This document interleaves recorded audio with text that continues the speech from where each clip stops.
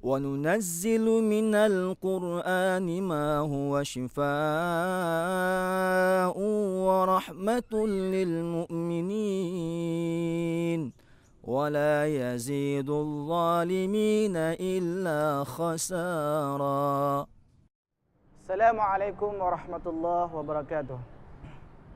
Asbahna wa asbaha mulku lillah walhamdulillahi la syarikalah walakal hamdu walakal syukr. Ya Rabbi lakal hamdu kama yanbaghi li jalali wajhikal karim wa 'azimi sultanik. Raditu billahi rabba wa bil islami dina wa bi Muhammadin nabiyya wa rasula. Saudara-saudara sekalian yang dimuliakan oleh Allah Subhanahu wa taala.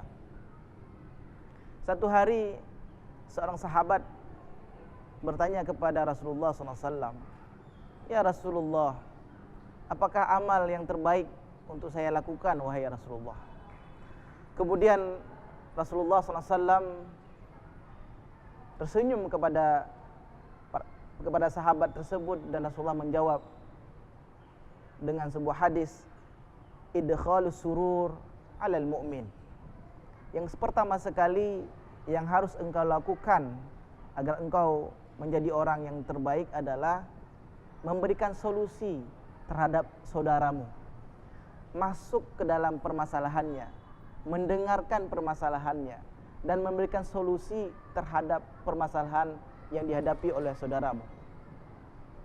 Idkhalus surur alal mu'min juga bermakna bagaimana saudara kita yang sedang sedih, kita berikan senyum, kita gembirakan dia, kita bahagiakan hatinya yang sedang galau. Kemudian kata Rasulullah SAW, yang kedua yang engkau harus lakukan adalah kasauta auratahu.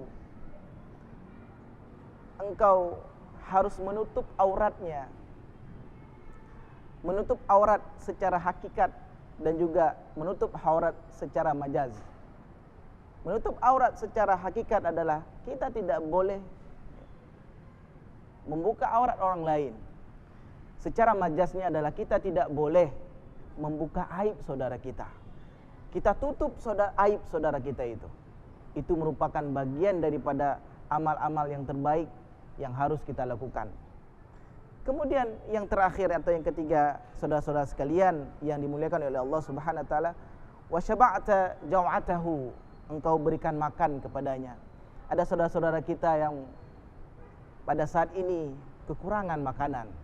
Pada saat ini Allah uji mereka dengan kekurangan makanan. Maka tugas kita lah, bentuk dari solidaritas kita untuk membantu saudara-saudara kita. Karena itu bagian daripada sunnah Rasulullah SAW. Wa syaba'ta jaw'atahu, engkau memberikan mereka makan agar mereka tidak lapar. Saudara-saudara sekalian yang dimuliakan oleh Allah Subhanahu wa taala, di dalam bulan Ramadan ini semoga menjadi madrasah bagi kita untuk kita bisa mengamalkan 3 hal tadi agar kita menjadi orang yang baik di sisi Allah Subhanahu wa taala sebagaimana tuntutan Rasulullah SAW.